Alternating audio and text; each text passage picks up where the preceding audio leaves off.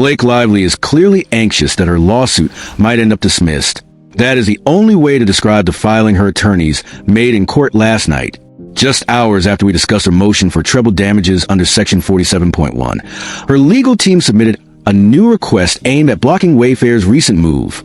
What her attorneys asked for was first a straight denial of Wayfair's motion for judgment on the pleadings on the basis that it was filed too late. If the judge will not do that, they want extra time, almost a month, to file their opposition.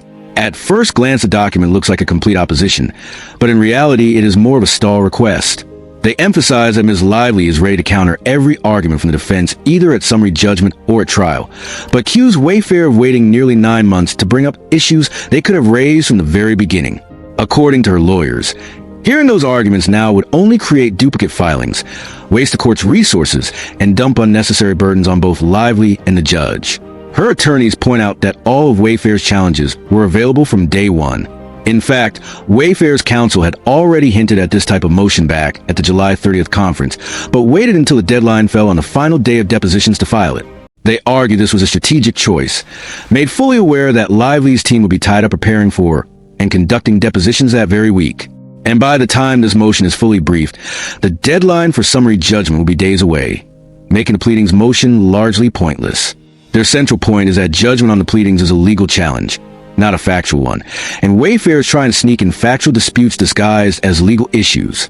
The filing even concedes that Wayfair is treating her allegations as true for purposes of the motion. That means the real question is whether her claims are legally viable on the face of her complaint.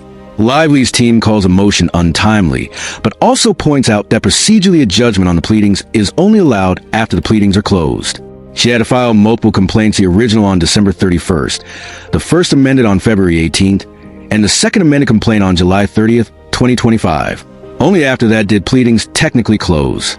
The defense answered 2 weeks later on August 13th, and the timeline shows a motion came just 6 weeks after. That is not an outrageous delay given depositions and other discovery tasks. By rule, a judgment on the pleadings can only be made after the answer is filed, which was the case here. In a footnote, Wayfair's lawyers are accused of being sloppy. They moved on the basis of a Title VII exhaustion defense that one of the co-defendants had never even raised in its answer. Lively argues that because it was not pled, it cannot now be used against her, and in fact, she should be the one entitled to judgment on that issue. She also says she amended her CRD complaint and received a right to sue notice while this case was pending. But records show that once a CRD complaint is closed, it cannot be amended. You would have to file a new one. Without evidence of that filing, this claim looks shaky, and the timing raises questions since more than 300 days had already passed after the alleged harassment. Wayfair attached the original CRD complaint Lively provided during discovery. If she did try to amend it later without notice, that is on her, not on them. Her attorneys spend much of their filing claiming that Wayfair is the one dragging this out, but then simultaneously admit that the real question is not about what the pleadings say, but what the evidence proves. That is a domain of summary judgment, not pleadings. They argue a slight delay in briefing purely legal issues would not prejudice Wayfair. Yet at the same time, they suggest those arguments have no merit at all and should not even be heard. The inconsistency is striking. Summary judgment is where both sides will get to introduce their evidence documents, deposition transcripts, text messages, contracts, and so on to prove their case. It is normal for both plaintiffs and defendants to file such motions. Lively insists she has more evidence ready to bring forward, but discovery has already closed. Fact discovery ended September 30th, with only a few depositions wrapping up and expert discovery still ahead. That deadline is why she is upset she cannot add new material now, and the defense is pressing to shut down weak claims. Her arguments ignore a key point. The Fair Employment and Housing Act applies within California, not outside it. A California right to sue letter does not give her standing to bring those claims in New York. She chose the wrong forum, and that is a legal problem, not a factual one. The federal rules allow a party to move for judgment on the pleadings anytime after pleadings close, as long as it does not unfairly delay trial. Considering this case is still on track for a March 2026 trial date, a lightning-fast timeline for federal court to motion is hardly a delay tactic. Many complex federal cases get their trial dates pushed back repeatedly. Handling the pleadings now could actually save the court time and money if the claims are not legally sound. Lively's opposition also tries to muddy things by saying she might amend her complaint again if any of the claims are dismissed. But constant amendments undermine the case's progress. If she had all the evidence she says she has, she should have already included it in the second amended complaint. Asking for another amendment now suggests she is scrambling. And even if she did have stacks of evidence, it would not matter. The law does not allow her claims to proceed in the first place.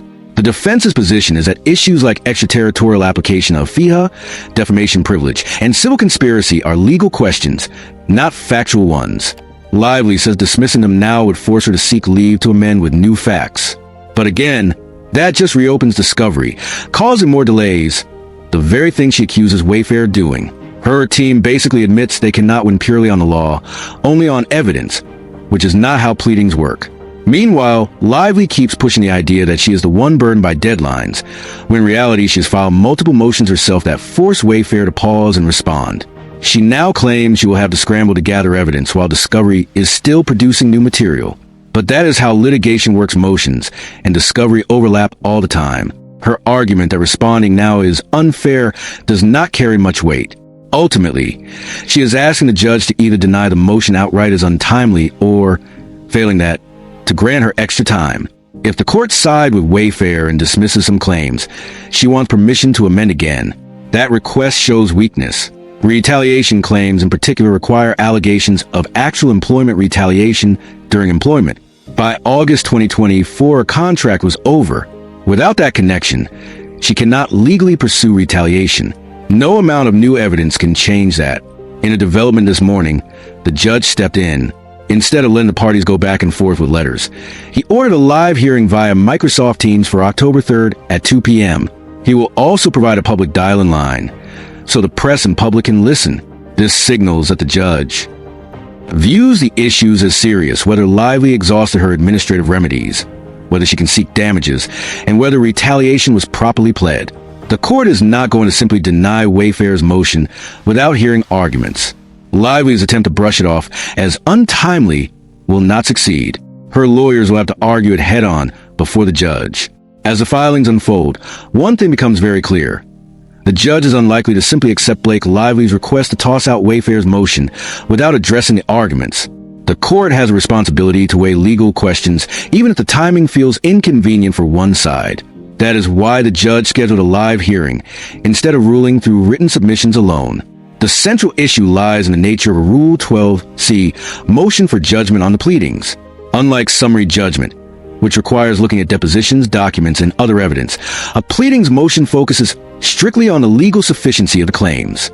It asks, assuming everything in the complaint is true, does the law allow this case to move forward? If the answer is no, then no amount of evidence can save the claim. Lively's opposition glosses over that distinction, suggesting that disputes of fact make the motion inappropriate. But that misstates the law. Facts matter at trial or summary judgment.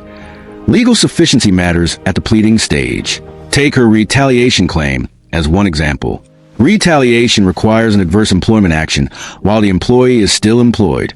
But Lively admits her contract ended in August 2024, and the alleged retaliatory conduct happened afterward. That timeline alone undermines the claim. She cannot fix it by adding more factual detail or new exhibits. Retaliation simply does not apply once employment is over. Wayfair's lawyers know this, which is why they want to decide it now. Lively's attorneys, on the other hand, want to push it to summary judgment, hoping the judge will overlook the legal flaw. Another weak spot is her reliance on the Fair Employment and Housing Act. That statute applies within California, and she filed her lawsuit in New York federal court.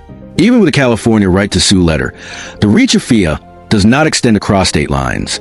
This is a classic extraterritoriality problem. No amount of discovery can change geography. If the statute does not apply, the claim cannot survive, and the court has every reason to dismiss it at the pleading stage. Her team also complains that Wayfair raised exhaustion of administrative remedies too late. But Wayfair attached her original CRD complaint as proof she had not preserved certain claims. If she did attempt to amend it, she never provided that evidence during discovery. Once the CRD closed its file, amendments were not permitted. That makes her exhaustion argument shaky at best. Procedurally, it does not matter whether the defense brought up now or earlier. What matters is whether she properly exhausted her remedies. The judge will almost certainly demand a straight answer on this point at the hearing. Meanwhile, Lively tries to paint the defense as the party causing delays. She says Wayfair waited months to file this motion and timed it to collide with depositions. Yet, the federal rules allow such motions any time after pleadings close, and depositions are not a shield against legal arguments. The court is aware that both sides have filed plenty of motions that required extra work and rescheduling. That is just litigation. Claiming prejudice because the defense uses procedural rights is not a winning argument. One more element worth noting is Lively's repeated request for leave to amend if the judge finds her pleadings deficient. This is a fallback strategy. Courts do generally allow amendments in the early stages of a case, but by now she has already filed 3 complaints. Each amendment was supposed to refine and strengthen her claims. Asking for yet another bite of the apple signals that her lawyers are not confident the current complaint can withstand scrutiny. The judge may permit one more amendment, but he will weigh it against the need to keep the case moving quickly toward trial. The defense has also pointed to privilege and conspiracy claims. Defamation claims, for example, are often barred by privilege when statements are made in certain legal or corporate contexts. Civil conspiracy cannot stand alone without an underlying unlawful act. Lively insists these are factual disputes, but in truth, privilege is often a pure question of law for the judge. If privilege applies, the claim fails no matter what the facts show. That is precisely why Wayfair wants to resolve now. At this stage, the judge's role is not to measure sympathy or hardship. It is to determine whether the law recognizes the claims as pled. That is why he set a public hearing so both sides can argue their points and the court can issue a reasoned ruling. Dismissing the motion outright, as Lively requested, would ignore core legal issues. The court cannot afford to let weak claims drag on a trial, simply to spare one side from extra work. From a broader perspective, this case shows a tension between procedural rules and litigation strategy. Plaintiffs often want more time, more discovery, and more chances to amend. Defendants want to narrow the case early to save costs and reduce exposure. Neither approach is inherently unfair. Both are part of the adversarial process. What matters is how the judge applies the law to the specific claims before him. And here, several of Lively's claims appear vulnerable on their face. The upcoming October 3rd hearing will likely focus on 3 core questions. 1. Did Lively properly exhaust her administrative remedies before suing? 2.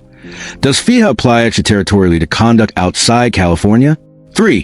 Can retaliation and related claims survive when the alleged actions took place after a contract ended? If the answer to any of those is no, then entire portions of the lawsuit could be dismissed. And while Lively may still have other claims to pursue, narrowing the case now could drastically reduce her potential damages and trial leverage. That is why her team is fighting so hard to delay or avoid a ruling at this stage. They know the legal weaknesses are real, and once the court addresses them, the case may not look nearly as strong.